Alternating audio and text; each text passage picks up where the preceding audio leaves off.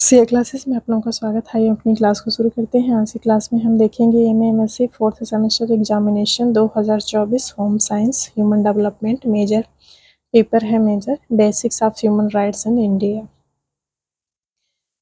तो ये जो है basics of human rights in India का सॉल्व पेपर है और मेरे पास जो सीरीज है वो बुकलेट सीरीज सी है। तो आज की क्लास में हम basics of human rights in India booklet series C के प्रश्नों को देखेंगे और उसमें कौन सा ऑप्शन सही है डायरेक्ट ऑप्शन पे आएंगे, क्वेश्चन और आंसर को देख लेंगे कि किस क्वेश्चन का कौन सा ऑप्शन करेक्ट है, बाकी ऑप्शन को नहीं पढ़ेंगे। इसमें देख लीजिए आपको समय 2 घंटे का मिला है। अधिकतम अंक जो है निर्धारित किया गया है प्रश्न पत्र के लिए 75 है। इसमें टोटल प्रश्नों की संख्या 75 है। एक प्रश्न के लिए एक अंक निर्धारित किया गया है। यहाँ पे जो इन्फॉर्मेशन है वो आप देख सकते हैं। इसके बाद हम चलते हैं और प्रश्नों को और ऑप्शन को देख लेते हैं। पहला प्रश्न है विकास का अधिकार किस पीढ़ी का अधिकार है। ऑप्शन 1 है प्रथम, ऑप्शन 2 है द्वितीय, ऑप्शन 3 है चतुर्थ, ऑप्शन 4 है तृतीय। इसमें जो आपका करेक्ट ऑप्शन है फोर्थ ऑप्शन आपका करेक्ट हो जाएगा। विकास का अधिकार किस पीढ़ी का अधिकार है, तो ये तृतीय पीढ़ी का अधिकार है। अगला प्रश्न देख सकते हैं कितने देश मानवाधिकार आयोग के सदस्य हैं। ऑप्शन 1 है 53, ऑप्शन 2 है 40, ऑप्शन 3 है 58, ऑप्शन 4 है 60। तो 53 देश मानवाधिकार आयोग के सदस्य हैं, इसलिए पहला ऑप्शन आपका करेक्ट हो जाएगा। अगला है भारतीय संविधान के किस अनुच्छेद के अनुसार बाल श्रम निषिद्ध है। ऑप्शन 1 है 24, ऑप्शन 2 है 16, ऑप्शन 3 है 20, ऑप्शन 4 है 23। इसमें जो करेक्ट ऑप्शन है ऑप्शन 1 आपका सही है। 24 अनुच्छेद के अनुसार बाल श्रम निषिद्ध है। अगला है यूडीएचआर। यूडीएचआर का मतलब यहाँ पे है यू का मतलब यूनिवर्सल, यूडीएचआर के किस अनुच्छेद में बाल अधिकारों की रक्षा की गई है। तो इसमें यूडीएचआर का जो अर्थ होता है ये सार्वभौमिक मानवाधिकार की घोषणा से है। तो सार्वभौमिक मानवाधिकार की घोषणा के किस अनुच्छेद में बाल अधिकारों की रक्षा की गई है। ऑप्शन ए है 25(2), ऑप्शन 2 है 39(f), ऑप्शन 3 है 41, ऑप्शन 4 है 45। इसमें जो करेक्ट ऑप्शन है फर्स्ट ऑप्शन आपका करेक्ट हो जाएगा 25(2). अगला प्रश्न है बाल अधिकारों पर संयुक्त राष्ट्र सम्मेलन पर हस्ताक्षर किए गए थे 1945, 1989, 1953, 1952। तो बाल अधिकारों पर संयुक्त राष्ट्र सम्मेलन पर हस्ताक्षर कब किए गए थे, तो 1989 में किए गए थे, इसलिए सेकंड ऑप्शन आपका करेक्ट हो जाएगा। अधिकारों के आदर्श सिद्धांत के प्रतिपादक कौन है, तो अधिकारों के आदर्श सिद्धांत के जो प्रतिपादक हैं वो टी.एच. ग्रीन है, इसलिए थर्ड ऑप्शन आपका करेक्ट हो जाएगा। अगला प्रश्न है निवास का अधिकार किस तरह का अधिकार है, तो निवास का जो अधिकार है ये आपका नागरिक अधिकार है, बाकी आर्थिक राजनीतिक सामाजिक अधिकार नहीं है। इसके बाद प्रश्न है यूडीएचआर के किस अनुच्छेद में परिवार का अधिकार बीमाकृत है, तो सार्वभौमिक मानवाधिकार घोषणा के अनुच्छेद 16 में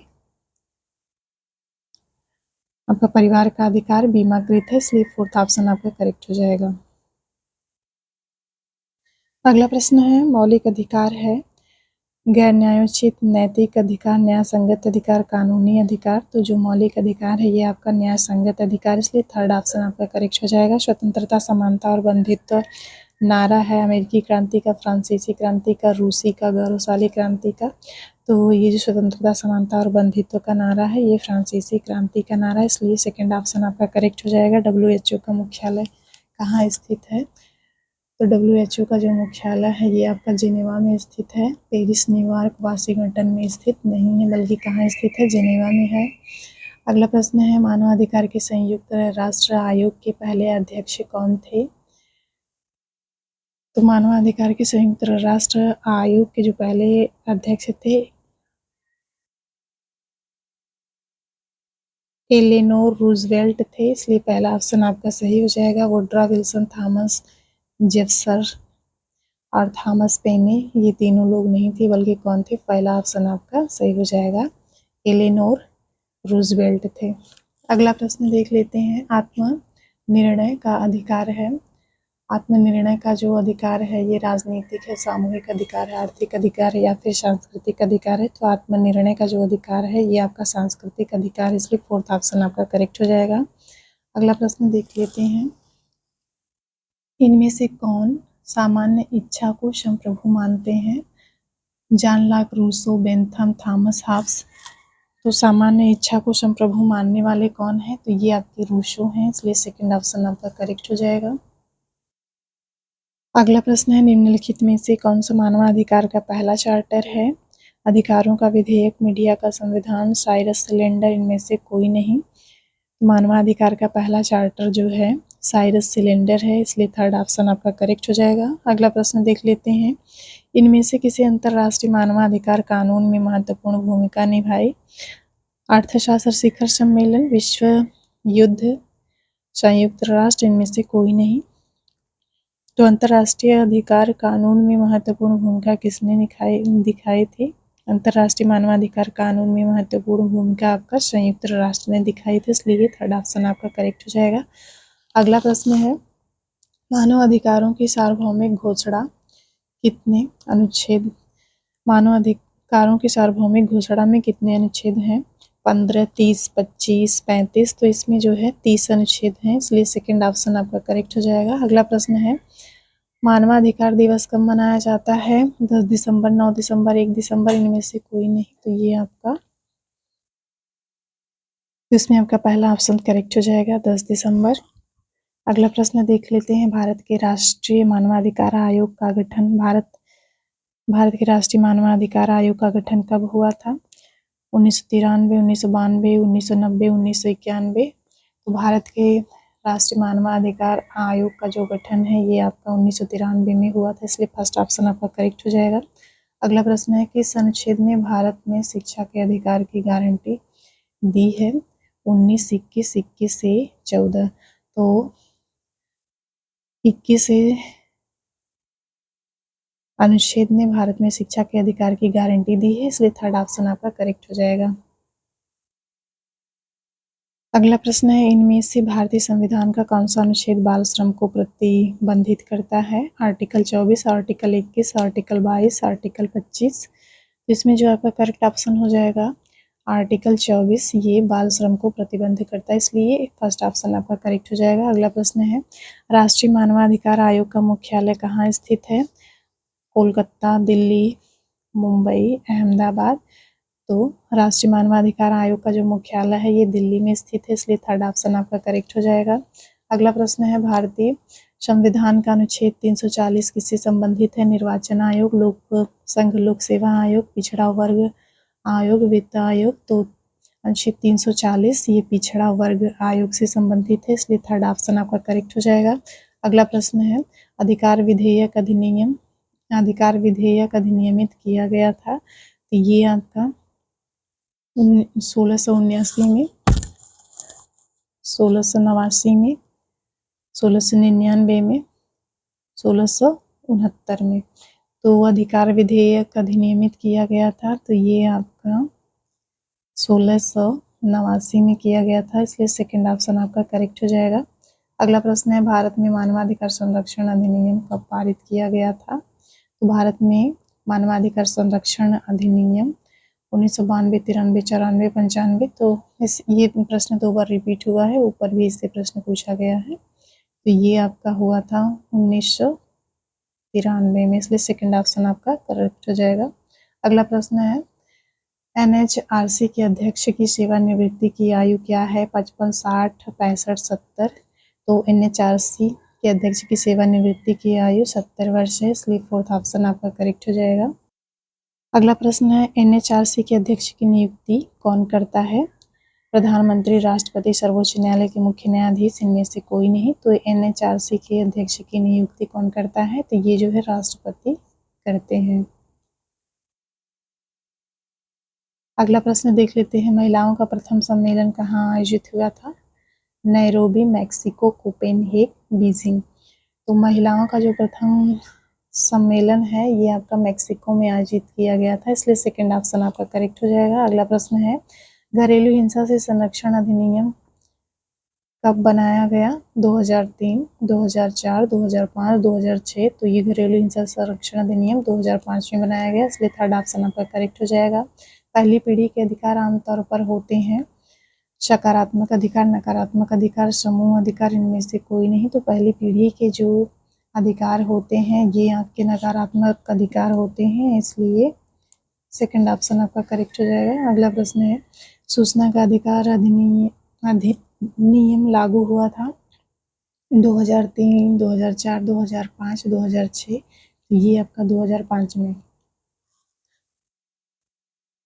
इसलिए थर्ड ऑप्शन आपका करेक्ट हो जाएगा। 2005 में सूचना का अधिकार अधिनियम लागू हुआ था। अगला प्रश्न है, रेड क्रॉस के अंतर्राष्ट्रीय समिति के संस्थापक थे?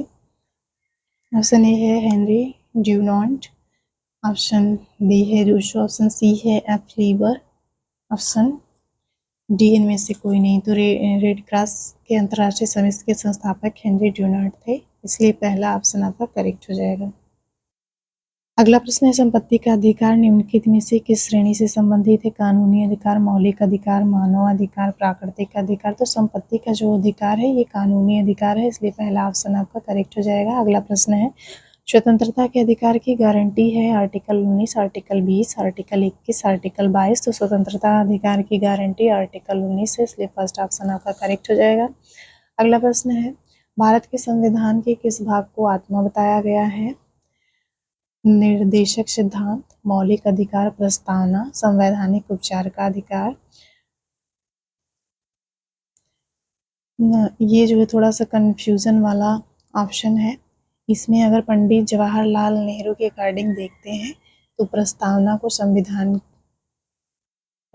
वाला जो भाग है इसको संविधान का आत्मा कहा जाता है। लेकिन जब अनुच्छेद की बात आती है कि कौन सा अनुच्छेद ऐसा है जिसके तहत वाला जो भाग है वो संविधान की आत्मा और हृदय कहा जाता है डॉक्टर भीमराव अंबेडकर के अकॉर्डिंग, तो ये जो है संवैधानिक उपचार का अधिकार, ये फोर्थ वाला सही हो जाएगा। इसमें अनुच्छेद की बात नहीं की गई है, भारत के संविधान के भाग की बात कही गई है। तो जो प्रस्तावना वाला भाग है इसको संविधान की आत्मा बताया गया है, इसलिए थर्ड ऑप्शन आपका करेक्ट हो जाएगा।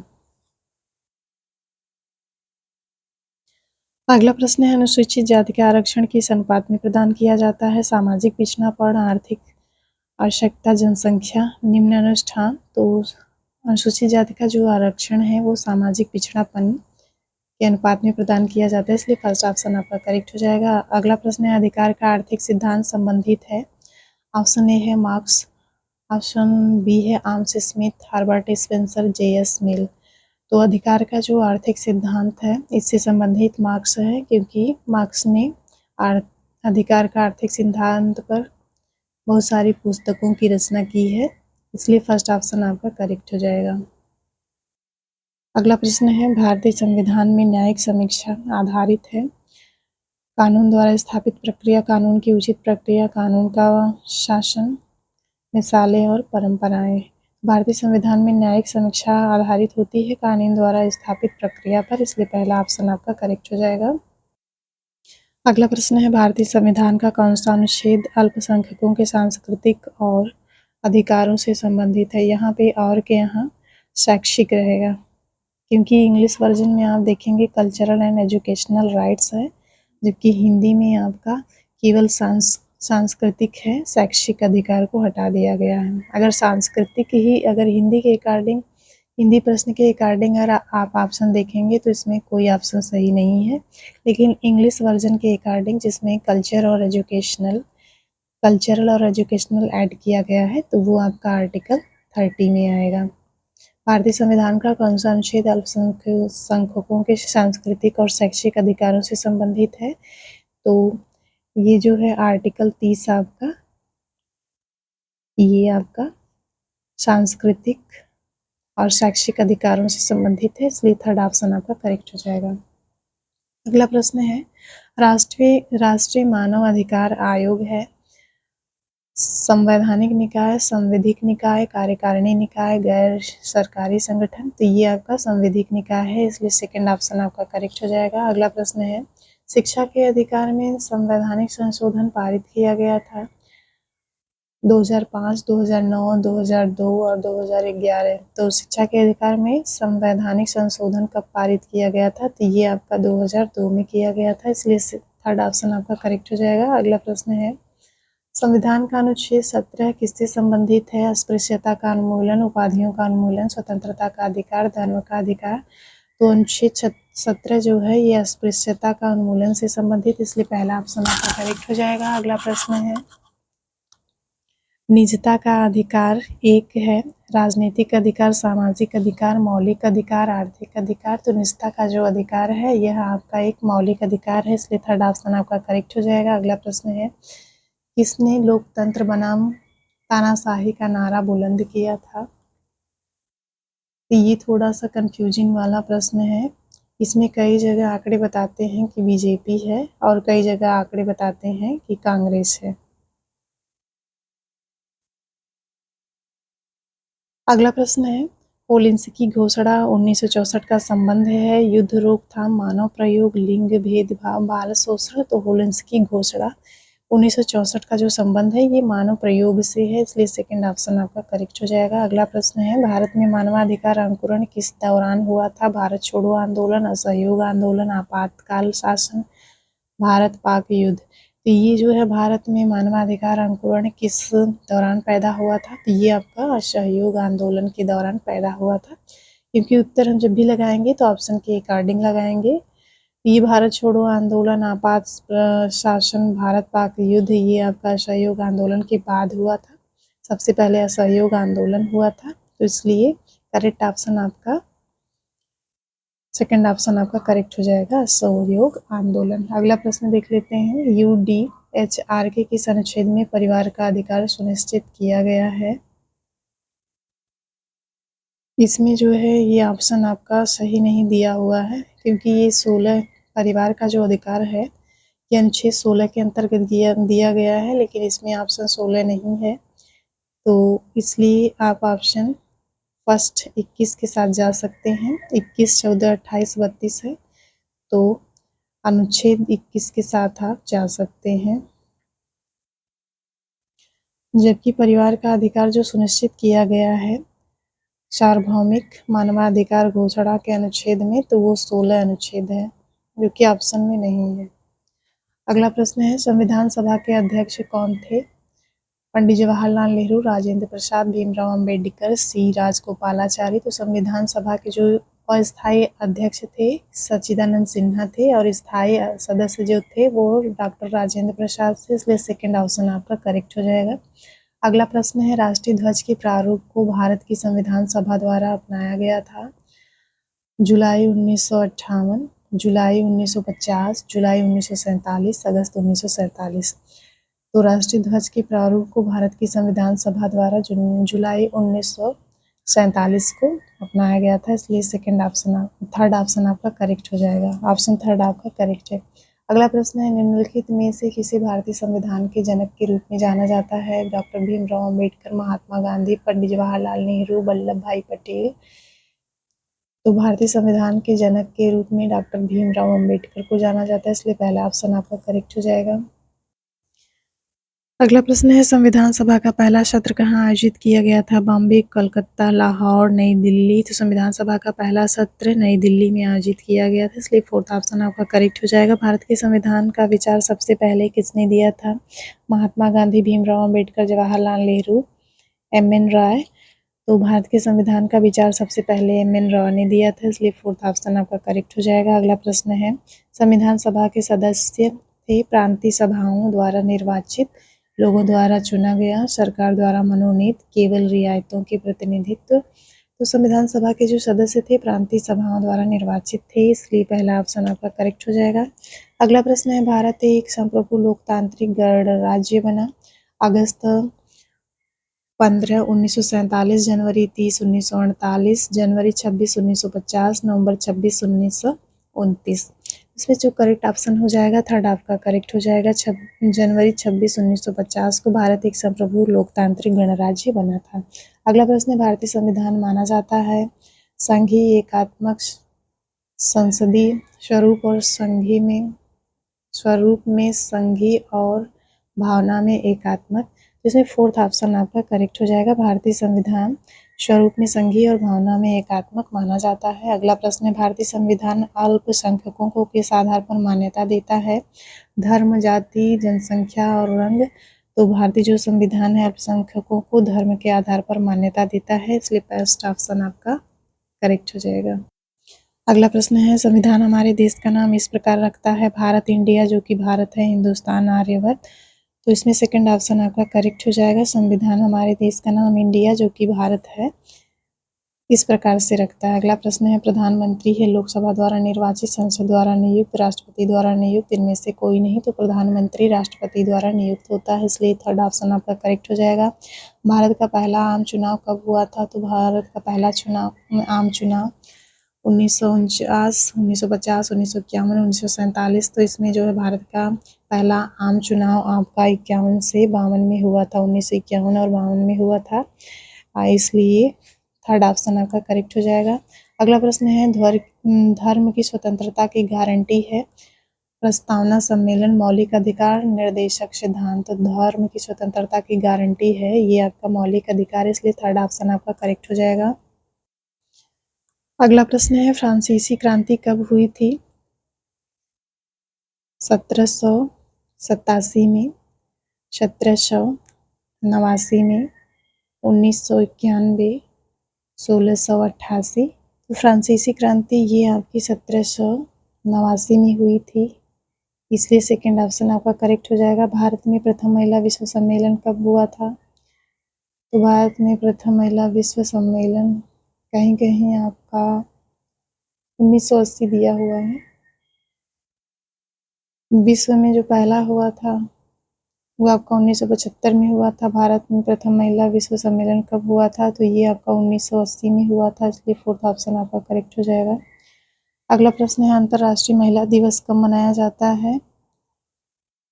5 जून, 28 मार्च, 15 अगस्त, 8 मार्च। तो ये आपको 8 मार्च को मनाया जाता है, इसलिए फोर्थ ऑप्शन आपका करेक्ट हो जाएगा। अगला प्रश्न है, भारत सरकार ने किस वर्ष में दहेज निषेध अधिनियम जारी किया? 1961, 1987, 1991, 1975। तो करेक्ट ऑप्शन फर्स्ट ऑप्शन आपका करेक्ट है, 1961।